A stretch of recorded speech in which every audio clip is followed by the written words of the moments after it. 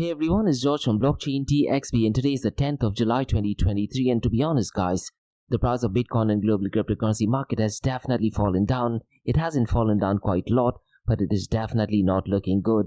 And more importantly guys, the fear and greed index as of now is neutral and the number is 57. And last week guys, the fear and greed index was at 61 and if you look at what it meant, it actually meant greed. So definitely interesting news. Now it's going to be really interesting to see what happens on the 12th of this month because just in the next few days, the CPI numbers or the inflation numbers are going to be out and this, to be honest guys, is going to have a drastic impact on the price of Bitcoin and cryptocurrencies. Now could it be possible that traders are definitely trying to manipulate the market in order to take advantage when the inflation numbers will be out? I definitely go ahead and think so, and we'll also discuss an interesting article which does share a similar thought as well. Now unfortunately guys, we have some terrible news. And this is to do with stablecoins, and unfortunately looks like stablecoins are acting as a role of a bank, and they have decided to stop certain transactions, and transactions worth $65 million have been frozen by stablecoin issuers, and that is done by Circle USDC as well as Tether USDT. So we'll definitely go ahead and talk about it. Now mind you guys, the reason why I'm saying this is negative is because when you talk about open blockchain, ideally there should be no central entity or government in order to go ahead and freeze your transactions. Unfortunately, so far stablecoins is concerned, that is just what has happened. So we'll definitely go ahead and talk about it. And guys, listen, next year the world is going to have a biggest event, and that is the US presidential election. And one of the Democratic candidate, that is Robert Kennedy Jr., to be honest, in hindsight, he does resemble a lot of the values of Republicans. He most likely will be competing against Joe Biden, but the news is that they have found out that he does actually hold $250,000 worth in Bitcoin. Now unfortunately guys, the left-leaning media, that is CNBC, is trying to twist the news and putting it across as though he does not own Bitcoin and definitely not an advocate of Bitcoin. That is definitely not true. So in today's episode, we'll definitely go ahead and look at what is Robert Kennedy Jr.'s stance so far as Bitcoin is concerned. And later on guys, we'll also discuss some negative news regarding Tom Brady. To be honest, he's considered one of the greatest of all time. But in 2020 and 2021, he was actively promoting FTX. And the news is that because of the FTX drama, he has lost $30 million. So definitely not ideal. So we'll definitely go ahead and cover that news. And guys, like we do in every Crypto and Coffee Day podcast, we're going to be discussing two news from Dubai, UAE and the Middle East. Now both the news guys in today's episode have to do with artificial intelligence. And what I'm going to be doing is I'm going to find out ways how they're going to merge with blockchain and cryptocurrencies. So the first news guys is a joint venture called as AIQ, and I definitely covered this news a few weeks ago, but that time the news was just about the joint venture. But this time guys, the news is that the company AIQ has joined NVIDIA Inception program to boost the development of artificial intelligence solutions in the Middle East and particularly to do with the Emirate of Abu Dhabi. So we'll definitely go ahead and talk about it.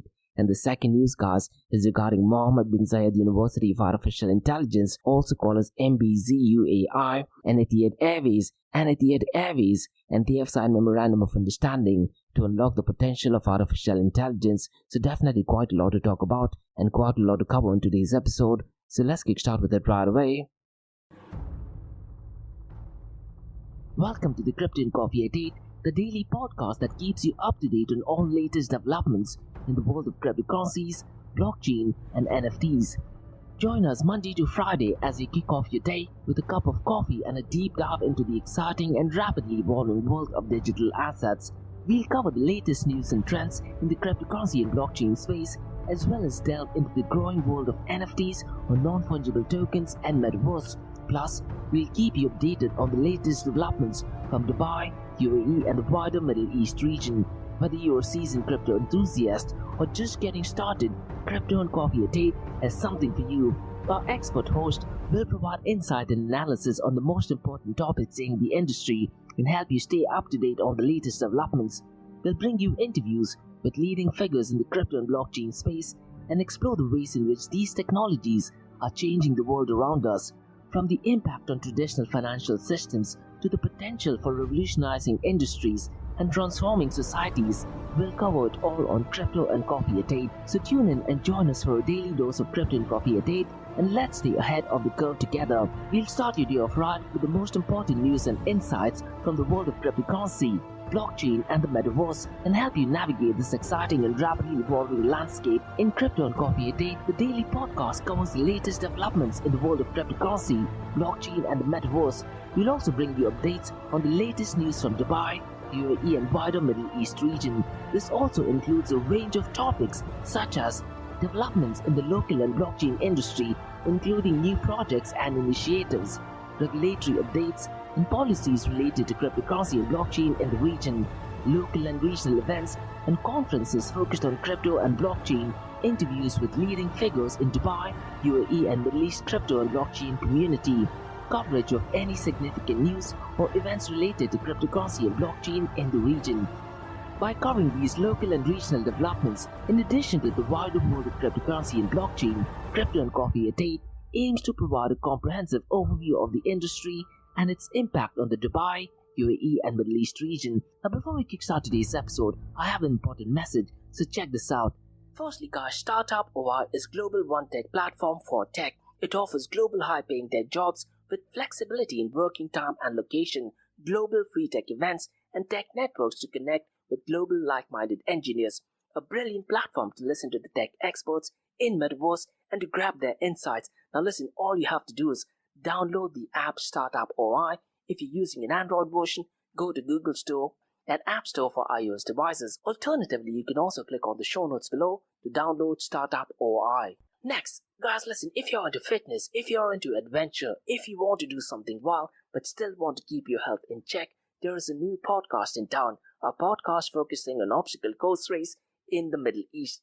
The podcast is called the Race Space Podcast. So check out the Race Space Podcast across all leading platforms. And the Race Space Podcast is a peer-to-peer community-driven podcast where they talk all about obstacle course race in the Middle East, from Sandstorm to Spartan Race, from Tough Mudder to Desert Warrior Challenge, and also the Government Gov Games, and quite a lot more. The podcast has interviews with athletes locally and internationally to get inside scoop on how athletes prepare for obstacle course race. In the podcast, they also talk about interesting stories on why they are motivated to do obstacle course race. And that's not all. They also plan to release 7 NFTs. And these NFTs are no ordinary. These NFTs will represent every emirate in the UAE. And listen, guys, these NFTs are going to be absolutely massive. So do one thing, go to Spotify, go to iTunes, go to any leading podcasting platform and search for Rise in the Obstacle Course Race podcast. And finally, guys, not your keys, not your crypto. If you have dabbled with cryptocurrencies and now are seriously getting to protect your cryptocurrencies, there is no better way to protect it by using a hardware wallet. And this is where Ledger Wallet kicks in. And Ledger Wallets are hardware cryptocurrency wallets made by Ledger, a company headquartered in Paris, France. And Ledger's hardware wallets are multi-currency wallets that are used to store private keys for cryptocurrencies offline. And Ledger offers 2 hardware wallets, the Ledger Nano and Ledger Nano X wallets. They are world-class experts with extensive crypto security backgrounds. They continuously look for vulnerabilities in Ledger products in a constant effort to improve the level of security. Now, in today's world, securing these digital assets is a critical challenge. And this is where Ledger kicks in. So click the link below to buy your hardware wallet and support this podcast. It is a brilliant way to support this podcast. So what are you waiting for? The link is in the show notes below. Now, guys, since we've taken care of that, let's kickstart by looking at the global cryptocurrency market. Now, mind you, guys, as of today, the global cryptocurrency market is at $1.18 trillion. And just few days ago, and I believe it was Wednesday or Thursday of last week, the global cryptocurrency market was at $1.22 trillion. And to be honest, guys, the reason why the prices of Bitcoin and global cryptocurrency market has actually pumped up is primarily because of BlackRock's Bitcoin Spot ETF, and along with BlackRock, Fidelity Investments have also gone ahead and applied, and quite a lot of other people as well. But what is really interesting to note is that in just the next few days, there'll be inflation numbers which will be out. Now, could it be possible once the inflation numbers are out, the price of Bitcoin and cryptocurrencies will pump up? Most likely, because since the last few months, guys, the inflation numbers is not that bad. It is definitely not great, but it is definitely not bad. Now, so far as the global cryptocurrency market is concerned, guys, it is marginally up by 0.56%, but the volume is ridiculously low. It is at $19.20 billion, and since the last 24 hours, it is marginally down by 4.84%. So look at this, guys. The total cryptocurrency market volume on a Sunday in other parts of the world whereas technically it's Monday in Dubai and Middle East is only $19.20 billion. This, to be honest, guys, is an absolutely scary matrix. Definitely ridiculously low. The volume of DeFi, guys, is also horrendous. It is down to $1.67 billion. And as of today, guys, DeFi is accounting for only 8.71% of the total crypto market 24-hour volume. The total value locked is also horrendous. It is at $44.35 billion.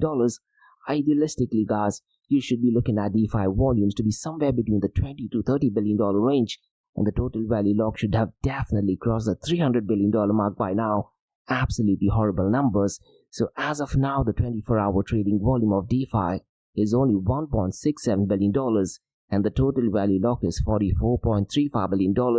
Listen, guys, in order for DeFi to take over, this number has to change, and it has to change before central bank digital currency kicks in. Or else, why would people want to use cryptocurrencies? For central bank digital currencies do offer a lot of benefits in comparison to, let's say, a peer-to-peer electronic cash system. So definitely not ideal. So far as the total value locked is concerned for DeFi protocols, Lido is still dominating with $14.37 billion locked in its protocol. Now let's look at the 24-hour volume, because Uniswap volume, guys, is less than half of what it is on an average given day. It is at $550.48 million. PancakeSwap is at $236.61 million. Dodo Finance, guys, is $80.05 million.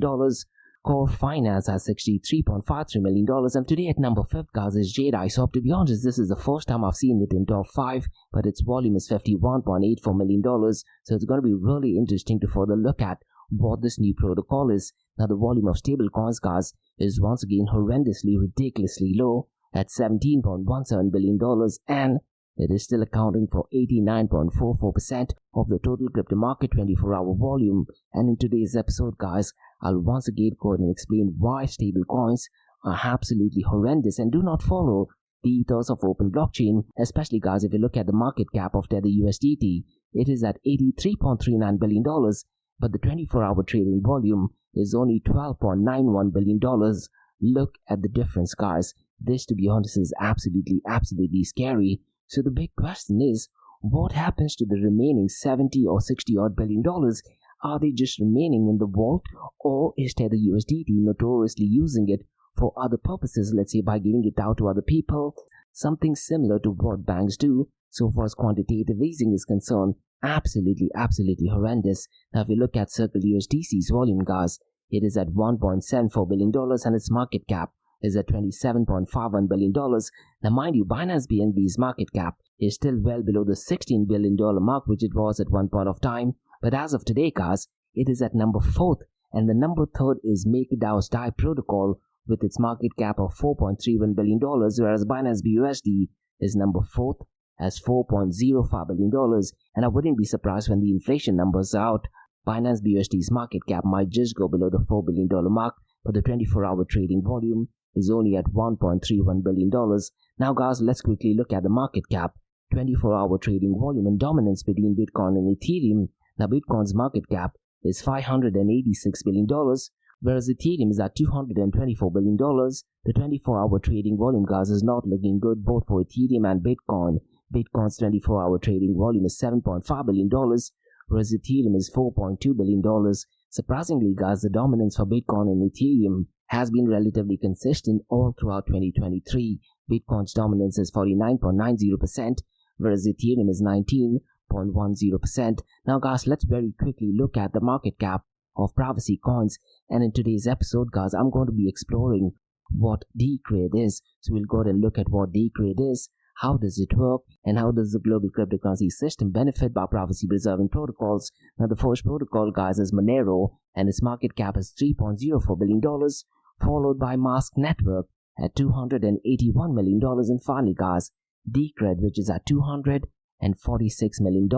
Now in today's episode, guys, let me very briefly run through what Decred platform is, because Decred is a blockchain-based cryptocurrency with a strong focus on community input, open governance, and sustainable funding for development. And in today's world and age, guys, it's so critical to have privacy. And later on, we are going to be discussing news regarding stablecoins, where the centralized entity that is Circle and Bitfinex or Tether USDT has decided to censor these transactions. Now, going back to the news regarding Decred, What it does is it utilizes a hybrid proof of work and proof of stake mining system to ensure that a small group cannot dominate the flow of transactions or even make changes to Decred without the input of a community. So essentially, guys, the unit of Decred is called as DCR, and that is the token symbol.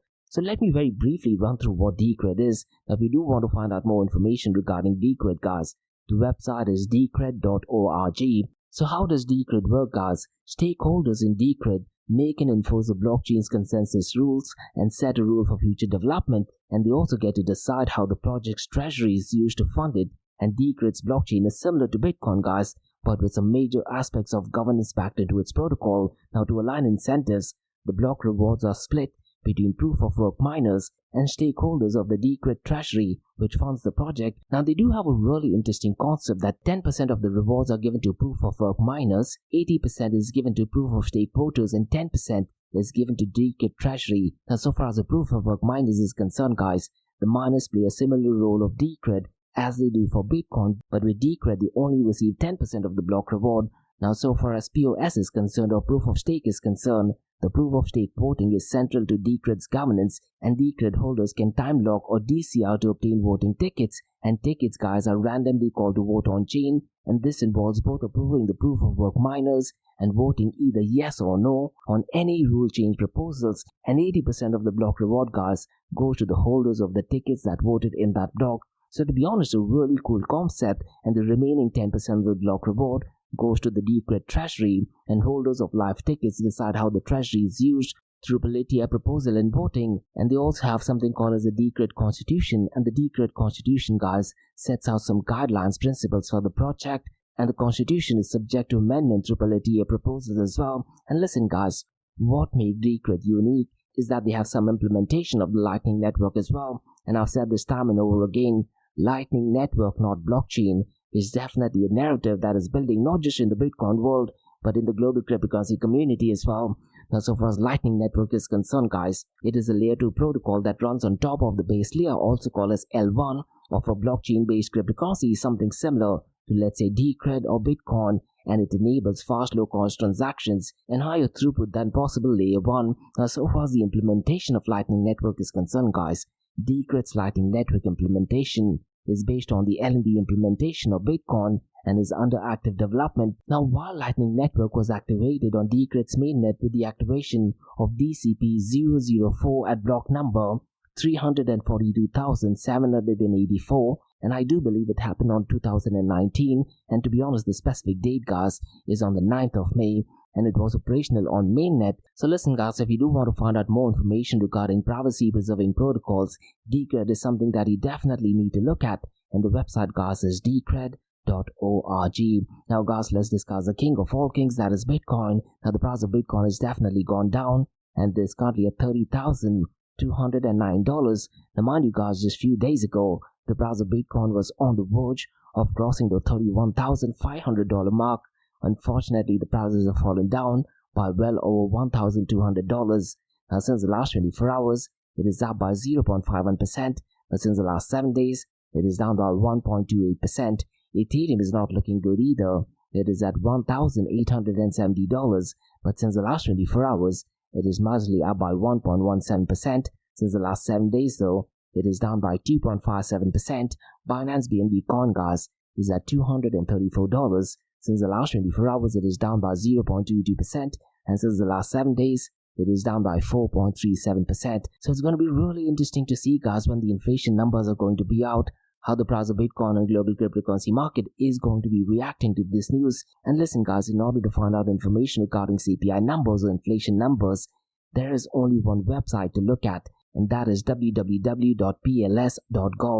So it's spelled as B for Bravo, L for Larry, S for sugar.gov. Essentially, guys, the website is Bureau of Labor Statistics. Now listen, that is the only website that you need to look at when you're searching for, let's say, inflation numbers. So the big question is, guys, how will this impact the news of price of Bitcoin and cryptocurrencies? Now, there's a website called as Coinpedia, and their website focuses on crypto and fintech related media news, and they did actually make a very great point stating that traders can use CPI data to their advantage. They can either go long or short Bitcoin during market dips or even go high, often triggered after the CPI news, and sell when the market stabilizes. And unfortunately, guys, this is the danger when you talk about peer-to-peer electronic cash system. Now, what I particularly think, guys, that the CPI numbers are definitely going to be looking good, which means the inflation might show that it is going down. Well, technically, it is still extremely high, but in comparison to the last 2 years, it is definitely going down. And because of that, guys, the market sentiment might look good. And lately, we also have news regarding BlackRock Spot ETF. And I wouldn't be surprised after the inflation numbers, the prices of Bitcoin and cryptocurrencies would actually go up. But one thing I often say, guys, so far as the price of Bitcoin and cryptocurrency is concerned, all price predictions are 100% right 50% of the time, so always keep that in mind. Now, guys, there's some unfortunate news, and this is regarding stablecoins being censored. And this, to be honest, guys, is an absolutely horrible news, because when you talk about cryptocurrencies, the transactions technically should not be censored, but when you talk about stablecoins, there is a centralized entity who goes ahead and issues the stablecoins, and they do have the power to go ahead and censor transactions. So let me go ahead and explain what that news is, because the news is that Circle, the issue of USDC, and Tether, the issue of USDT, has frozen over $65 million in assets, which was transferred from multi-chain. Now, this news, guys, was originally published by Cointelegraph, and they reported that stablecoin issuers Circle and Tether USDT have frozen over $65 million in assets that were tied to the suspected exploits of cross-chain router protocol multi-chain. And this move, guys, follows unexplained large outflows from multi-chain MPC bridge. Now, granted, guys, if you look at it, it does look like as though it is a good idea that the transaction has been frozen, which means people who have lost their money will get the funds back. But when you talk about blockchain, guys, the whole idea of creating Bitcoin was that the transactions are peer-to-peer. Could it be possible that in the near future, Circle USDC or Tether USDT also censors transactions because of political views? I definitely won't be surprised if that thing does not happen. Now, Phantom Foundation, guys, mentioned via Twitter that Tether has frozen these accounts with less than $2.5 million USDT on Ethereum transferred from multi-chain, and have also mentioned that Tether has frozen these accounts with less than $2.5 million USDT on Ethereum transferred from multi-chain. And listen, guys, once again, this might look like a good idea, but what is it that would stop stablecoin issuers from censoring transactions that are politically aligned, or because of this whole woke culture that is going on right now? What is it that would stop them from censoring transactions that are not woke? And if you look at it from an SEC point of view, my big question is, now the stablecoin issuers are acting as a money transmitter, and does this make them a security? I really am not sure. Because to be honest, guys, this could have really severe consequences for stablecoin issuers like Circle USDC and Bitfinex or Tether USDT as well. And mind you, guys, the definition of Bitcoin is a peer-to-peer electronic cash system, but the definition of Circle USDC and Tether USDT seems to be a peer-to-peer, but we can censor or freeze your transactions anytime at will. Now, all these things being said, guys, it's also important to note that over the past decade, crypto exchange hacks alone have resulted in a loss of over $10 billion, so definitely brutal stuff as well. Now, let me break down what actually did happen so far as multi-chain is concerned, because according to the Knowledge Graph Protocol 0x Scope, 3 addresses that received at least $63.2 million in USD coins from multi-chains are now frozen, and another report from Phantom Foundation notes that more than $2.5 million in Tether USDT had also been frozen from 2 addresses listed by Etherscan as multi-chain suspicious addresses, and over $125 million worth of cryptocurrencies were withdrawn from multiple wallets on 6th of July, affecting multi-chain's Phantom Bridge, as well as Dogecoin, Moonriver, Kava, and Conflux ecosystem as well. Now, the cause of the abnormal transfers of assets at this point of time remains unclear, but I wouldn't be surprised in the next few days we find out more information. Now, on Twitter, guys, multi-chain announces suspended current services without specifying a return date.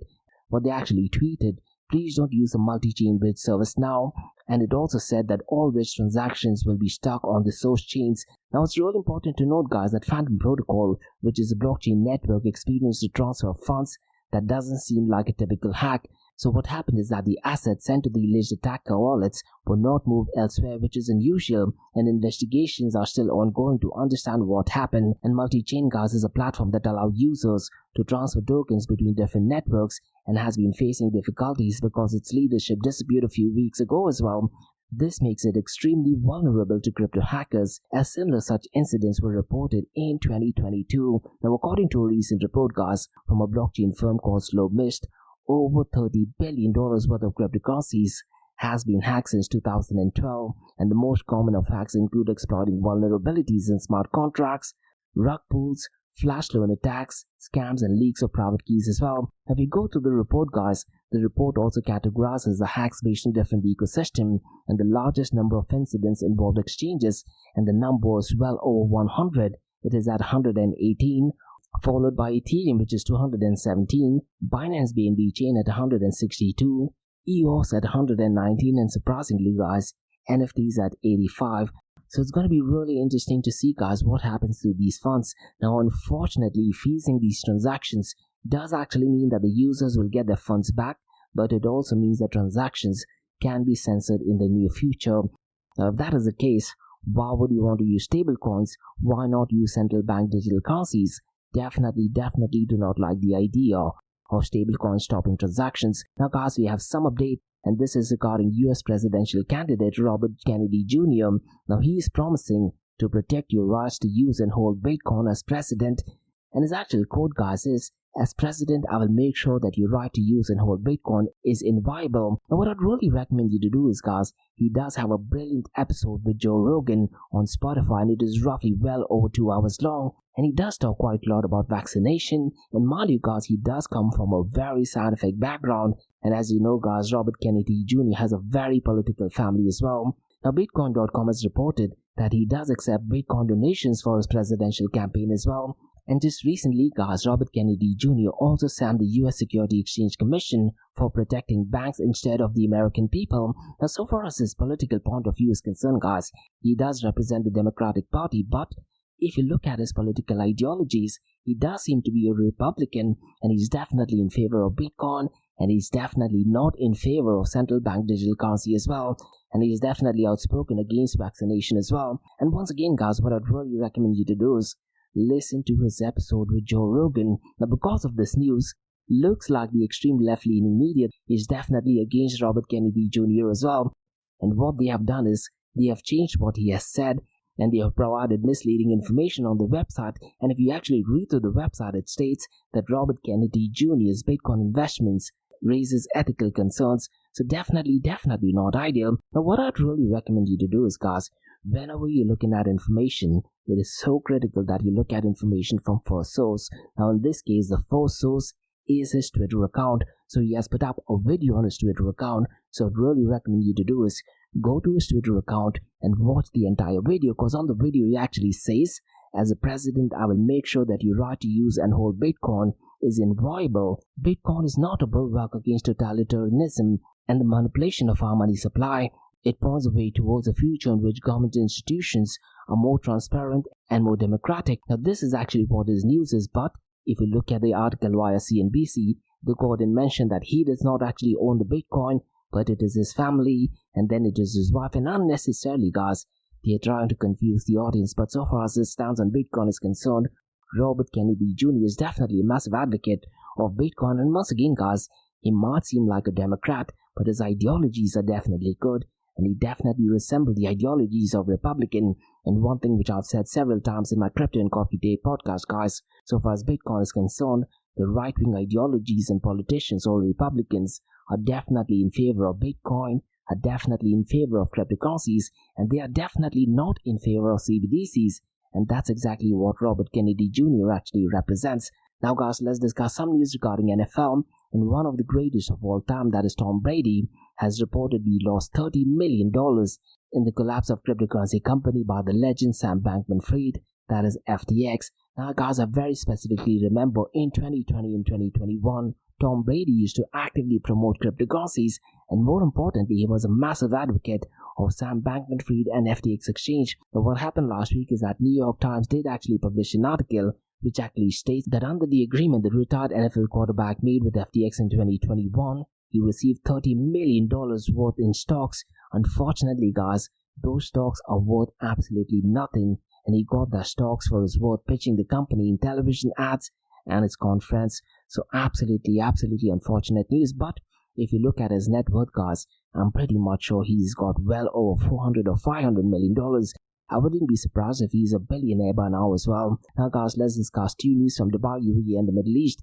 Now mind you guys, both the news have to do with artificial intelligence, but what I'm going to do is I'm going to identify ways where blockchain and cryptocurrencies do actually merge with them. Now the first news, guys, is regarding Abu Dhabi's AIQ, and they have joined NVIDIA Inception program to boost development of artificial intelligence solutions in the Emirate of Abu Dhabi. And as I mentioned earlier, guys, I very specifically remember I did actually mention about AIQ, because Abu Dhabi AIQ is a joint venture between ADNOC and Group 42, and they have recently joined NVIDIA Inception program focusing on artificial intelligence development.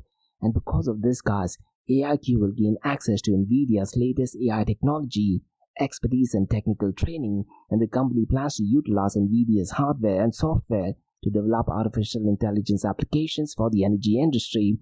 And guys, as we know, NVIDIA right now is on the verge of becoming a $1 trillion company, and NVIDIA Inception provides free access to technology, technical guidance, and support for startups with 14,000 members. And AIQ, guys, aims to optimize artificial intelligence solutions by joining the program. And AIQ focuses on critical artificial intelligence projects in the oil and gas sector, including drilling performance, reservoir modeling, corrosion detection, and product quality as well. And the company offers products for monitoring energy emissions and optimizing processes. And AIQ's platform enhances safety at oil and gas sites, mitigating the risk of fires and explosions. And the company expects significant growth in demand for its artificial intelligence offerings in the UAE. And artificial intelligence adoption in the oil and gas industry, guys, is definitely increasing due to the increased awareness of artificial intelligence value. Now, where does blockchain fit into this, guys? Now, mind you, blockchain technology can be used to store the data securely and transparently, as long as it is done on an open blockchain, and blockchain offers decentralized and immutable data storage and enhanced data integrity and security as well. Now, so far as in the context of artificial intelligence and the energy sector, guys, blockchain can be used for supply chain management as well, tracking energy transactions and ensuring transparency. Now, where does cryptocurrency fit in? As you know, guys, cryptocurrencies are a use case of blockchain technologies. The cryptocurrencies enable secure and efficient digital transactions. Now, in the energy industry, guys, cryptocurrencies can be used for peer-to-peer energy trading and incentivizing renewable energy production as well. What are your thoughts, guys? Or would it be better to use a fiat system? Now, blockchain and cryptocurrencies do provide opportunities for innovation and disruption in the energy sector, and AI's focus on artificial intelligence development, combined with the support of NVIDIA Inception, positions them to lead in the transformation of the energy industry through advanced solutions. So those are my thoughts, guys. It's going to be really interesting to see if they actually do adopt blockchain and cryptocurrencies. Now, guys, let's discuss second news. This also has to do with artificial intelligence, and I'm going to do my best to try to see how blockchain and cryptocurrencies merges with this news. Now, the first news, guys, is regarding MBZUAIE, that is Mohammed bin Zayed University of Artificial Intelligence, and Etihad Airways. And the news is that they have signed a memorandum of understanding to explore the potential of artificial intelligence in the aviation sector. And the collaboration, guys, aims to enhance artificial intelligence competitiveness in vital sectors including aviation and logistics in the UAE. And they're going to be focusing on joint training programs, research opportunities, seminars, workshops, and conferences on artificial intelligence in aviation will be established as well. And the agreement focuses on deepening MBZUAI students' understanding of the aviation industry and addressing its challenges with AI. And collaboration between the university and Etihad Airways aims to bring artificial intelligence capabilities to the aviation industry, and close collaboration, guys, will definitely enable faculty, students, and researchers to understand industry challenges and opportunities for growth as well. And this partnership offers valuable experience and insights to students and researchers, fostering new areas of specialization. And Etihad Airways, guys, sees artificial intelligence as an opportunity for long-term planning in areas such as customer service, flight planning, workforce and fleet management, and even security as well. The blockchain technology, guys, where does it fit? So far as aviation industry is concerned, blockchain technology, let's say, can be used to securely store and manage aviation data. And as we know, guys, blockchain ensures data integrity, transparency, and decentralization, but it is so critical to truly understand that the information that goes into the mempool or block is only as good as the information uploaded. So if incorrect information goes into the mempool, and if miners pick up this information, that information stays on the blockchain for eternity. Now, in context of aviation, guys, blockchain can be utilized for secure passenger identity, verification, tracking aircraft maintenance records, and managing supply. But would it be better, let's say, to do it with centralized system? I definitely do think so. Now, so far as cryptocurrencies, where would that fit in? Cryptocurrencies, guys, as we know, can enable efficient and secure transactions within the aviation industry. And use case for cryptocurrencies in aviation include, let's say, ticket purchasing, loyalty programs, cross-border payments, or maybe even NFTs. Now, the partnership, guys, between the university and Etihad Airways is to maintain UAE's position as an aviation innovator, and the collaboration will contribute to positioning the UAE as a global hub for aviation as well. Now, artificial intelligence and blockchain technologies have the potential to transform key aspects of the aviation industry, fostering sustainable growth and innovation, and both organizations are committed to advancing knowledge, technology, and collaboration in shaping the future of aviation through artificial intelligence solutions. And guys, a partnership between Mohammed bin Zayed University of Artificial Intelligence and Etihad Airways will drive technology advancements and artificial intelligence integration in the UAE's aviation sector, definitely in a positive way. So those are my thoughts and opinions, guys, from Crypto and Coffee 88 from Blockchain DXB for the 10th of July. In case if you guys have any feedback or suggestions, drop me an email to info@blockchaindxb.com. Also check out my website, that is www.blockchaindxb.com. And guys, also check out my other website, that is area2071.com, that talks everything about metaverse. And if you like listening to this podcast, please click on the follow button, give it a 5-star rating, and share the word across. Now for the next few minutes, guys, it's going to be an Ask Me Anything series where your listeners can ask any questions regarding Bitcoin, blockchain, beyond blockchain, cryptocurrencies, NFTs, DeFi, and metaverse. So let's get started with the Ask Me Anything series.